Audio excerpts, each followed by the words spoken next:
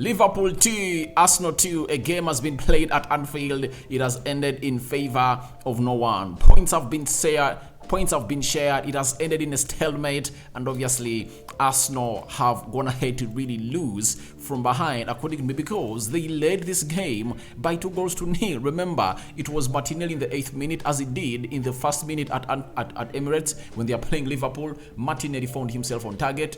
Then 20 minutes later, Jesus went ahead to really put the ball in the back of the net. Then, in the 42nd minute, Liverpool pulled one back. Mohamed Salah, 65th minute, Mohamed Salah misses a penalty. And in the 87th minute, Roberto Firmino capitalized onto that Trent Alexander-Arnold cross, and it went into the back of the net. Welcome to Rokani Media Football. How are you guys, and where are you watching us from? I go by the names of Rokani David. Smash the like button, comment and share. If at all you're watching us for the very first time, endeavor to subscribe to this channel so as not to miss out on stories that we do upload in here on a daily. Now, this is what we've all been calling the Anfield atmosphere. You know, Liverpool has raised up to the occasion, and obviously to me, I've gone ahead to describe this game as a game of two halves. Arsenal had the first half on its grip. They could do anything they wanted against Liverpool. You know, looked like Liverpool was there trying to really swallow every pain that Arsenal was really inflicting onto them. But in the second half, Liverpool came in through because Mikel Arteta came in through and really changed his style of play. He said, let's sit back. If at all really get an opportunity of really scoring one goal by hitting them on a break, we'll go ahead and really do it. But funny enough, all unlucky enough, the chances they got, they never buried or put them to bed. And that is something that you'd go ahead and not blame Mikel Arteta about, because I know most of the Arsenal fans are going to say, why did Mikel Arteta have to sit back? You know, you have to respect Liverpool because they really came in and they really pulled one goal back. If they never pulled one goal back in the first half, trust me, it wouldn't have ended in a stalemate. Arsenal would have gone ahead to win this game of football because Arsenal defended very, very well. With Rob Holding in there for you, I think he made only like 2 mistakes, giving out a ball that really exposed Aaron Ramsdale to a very deadly attack from Mohamed Salah, and Mohamed Salah went into the side net, and the penalty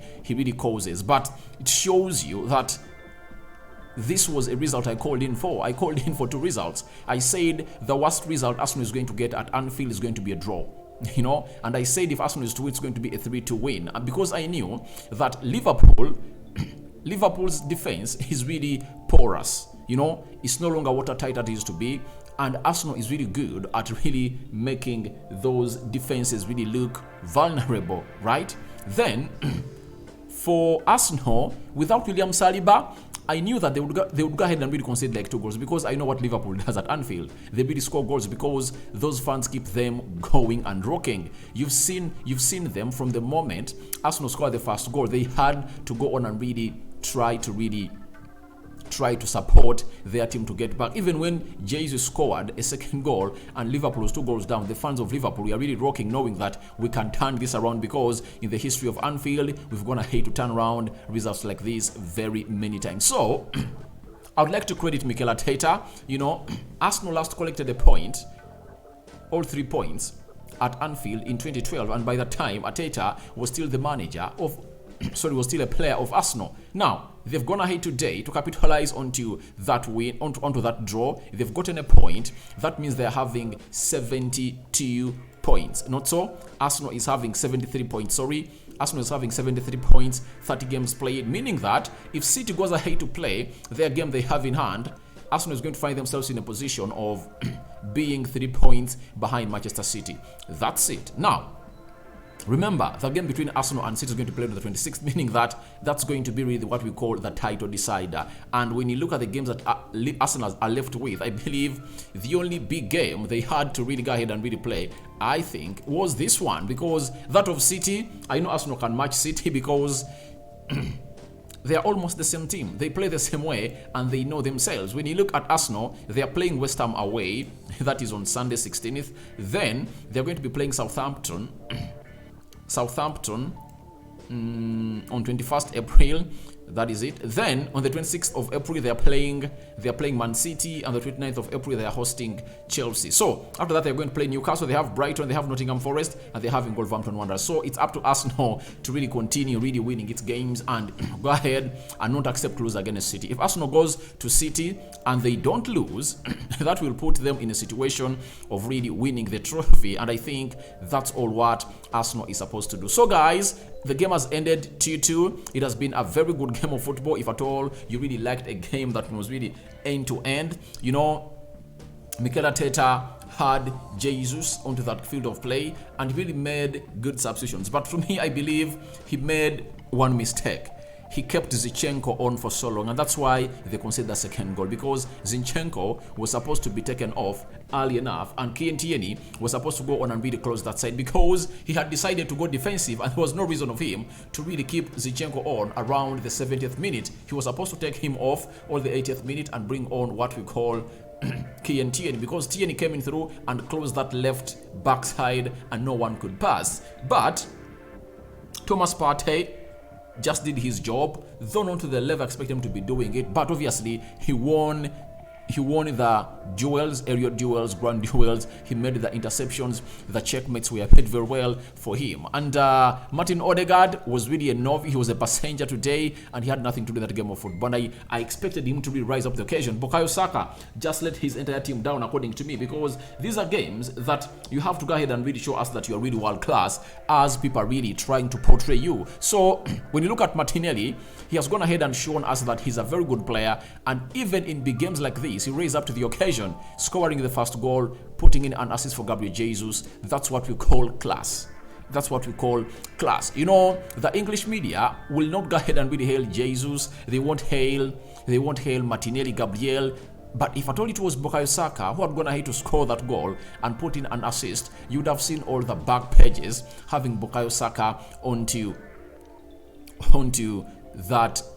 their papers, because they will be pushing their homegrown talent. But all in all, it has been a beautiful game of football, but it all goes back to what I told you, that Martinelli had to really get in more assists for Arsenal, and obviously even today he has gone ahead to get his 14th goal of the season and put in one assist, meaning that in 2 games Martinelli has gone ahead to really put in 2 assists. Remember, even against Leeds, he put in an assist that saw a player known as Ben White score that goal of a side known as Arsenal. So I think I'm happy for Gabriel Martinelli and his hold up. Every time he got the ball, he was a threat.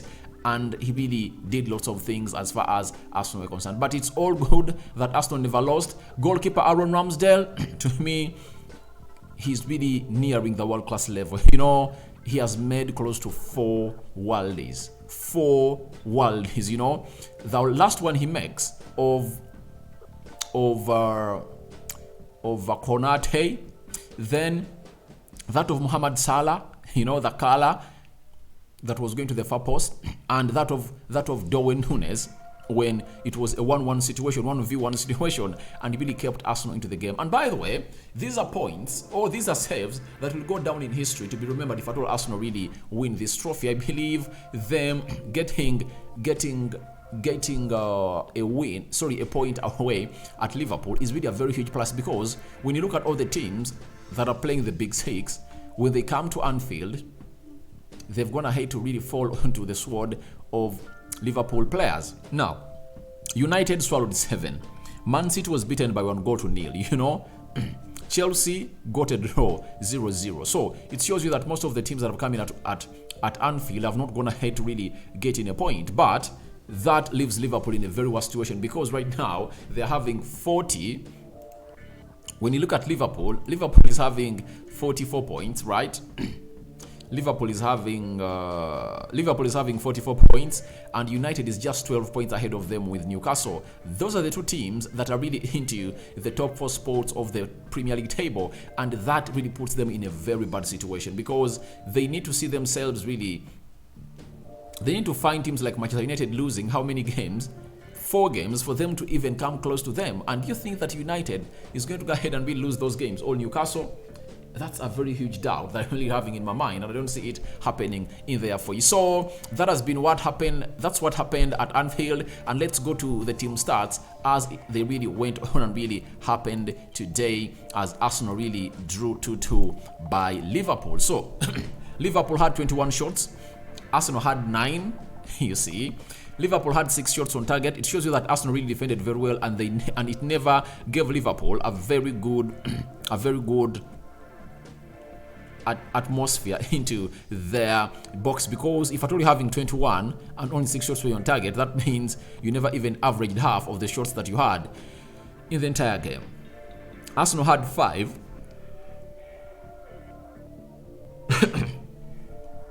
Arsenal had 5 shots on target out of the 9, meaning that they really averaged very many, and I think they lacked some bit of composure, especially in the second half. They would have found themselves really scoring that winning goal. Liverpool had 60% of the possession, Arsenal had 40, but I think Arsenal just surrendered the possession in the second half. That's it. They surrendered the possession in the second half to a team called Liverpool. 527 passes completed by Liverpool. Arsenal completed 367 only. That is very, very bad for them. 11 fouls made by both sides. 4 yellow cards for Liverpool. 4 yellow cards for Arsenal. 0 red cards to both sides.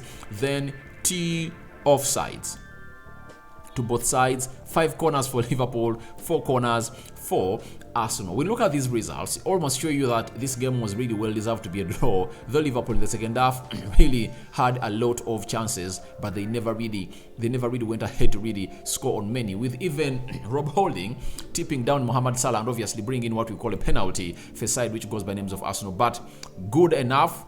Guess what happens? Salah just put it off, and it was outside. It went outside, and so Arsenal found themselves in a situation being helped in by the chances of the Almighty, because if that penalty goes in through and it's 2-2 around the 65th minute, guys, Arsenal would have had a very long night of that game. But obviously they've gone ahead to survive, and they're going to play their next game away at West Ham. They're going to rest, and obviously it's really going to be something interesting for a side known as Arsenal. And for West Ham, are really going to be having a game midweek, so I don't know what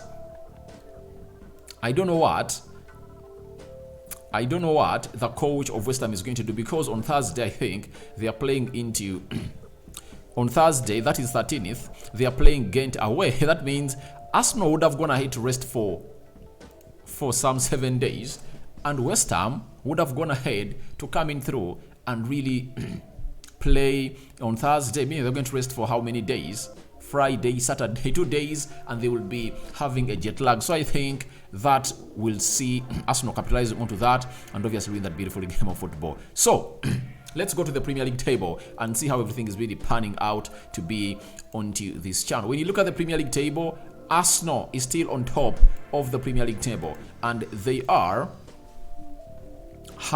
have played 30 games, 23 games won, 4 draws, 3 losses, 72 goals scored, 29 goals conceded, a goal difference of 43, and the points are really 73. Man City is second, 29 games played, meaning that Arsenal has played 1 more game than Man City.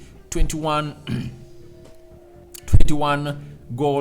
games won by Man City, 4 draws, 4 losses, 75 goals scored. They've conceded 27 with a goal difference of 48. That is 67 points that City have. If City win their game they have in hand, they are going to be at 70 points, meaning that there will be 3 points behind Arsenal, and they are having a game to play together in between these two sides. So it shows you how good this game of football is going to become, and now we are really going to guide and really enjoy it more and more and more. Then Newcastle is third, 29 games played, 56 points. United is fourth, 29 games played, 56 points in there for you. So that's the Premier League table, and I think you've seen it very well. So Arsenal needs to work on its goal difference, man, because if they happen to go at City and they lose and they level points with Man City, it's going to be about the goal difference. A team with a better goal difference will take this trophy, meaning that a lot of things will be really called in for. But let's talk about the referee. Today, Paul Tierney has really gone ahead to really get every decision right. I like the way he really let the game flow. You know, there are tackles that would have gone ahead to expect the referee to blow the whistle, but he didn't. I really like the way he really let the game flow for both sides. But let's talk a little bit of Liverpool. For Liverpool, they are really a team that is really porous at the back. And I think if I told Mikel Arteta came in through and said in the second half that I'm going to attack them again, he would have gone ahead to really find himself onto the score sheet again, because the defense of Liverpool has gone ahead to show to it that it's really porous and they're really very, very, very, very bad. You cannot come out and really trust them on the night because they can't really give you goals. But for Arsenal, the goals they concede, you can really call them as some goals that are really, really preventable. But in all that, you cannot go out and really blame them a lot, because we're not having William Saliba, and Rob Holding is playing one of the biggest games of the season for Arsenal. If he puts in such a performance, I don't want to see Arsenal fans going in for him, because he really defended very, very well. And I think he has put in a statement that if at all you give me more games, I'll be really ready to really take Arsenal to the next level. Though a little bit of worry was there when I saw Gabriel Magalhaes go down after getting a head injury, and I asked myself, who is Arsenal going to bring in? So it leaves Arsenal in a situation of, again, it leaves us in a situation of that trophy is theirs to lose. That's it. That trophy is theirs to lose. If the trophy is theirs to lose, that means if they win all the games they're having, Arsenal are really going to go ahead and really do the needful and win the trophy. A draw with Man City also helps them a lot. So thank you very much for watching it through. Your thoughts on to Liverpool versus Arsenal are welcome in the match reaction into this system of Rokani Media. Don't forget to subscribe, comment and share. If you're watching us for the very first time, endeavor to subscribe to this channel so as not to miss out on stories that we upload on a daily. But Jesus has gone ahead to find himself in a situation of really scoring a third goal. Jesus is scoring a third goal, and obviously it was really nice to really see him really gaining that consistency. That is really going to be so much pivotal and very much important towards the end of the season of Arsenal, because that goal he scores, the header, he missed it in the game of Crystal Palace. I think the forward coaches of Arsenal just took him to training sessions of heading sessions, and obviously he's going to have to shoot that he's going to have to score a header. So guys, I sign out for now. See you later. I'm returning with how it happened down at Anfield. I'm out. May the Almighty bless you abundantly. I sign out for now. See you later. My Muslim friends, Ramadan Kareem.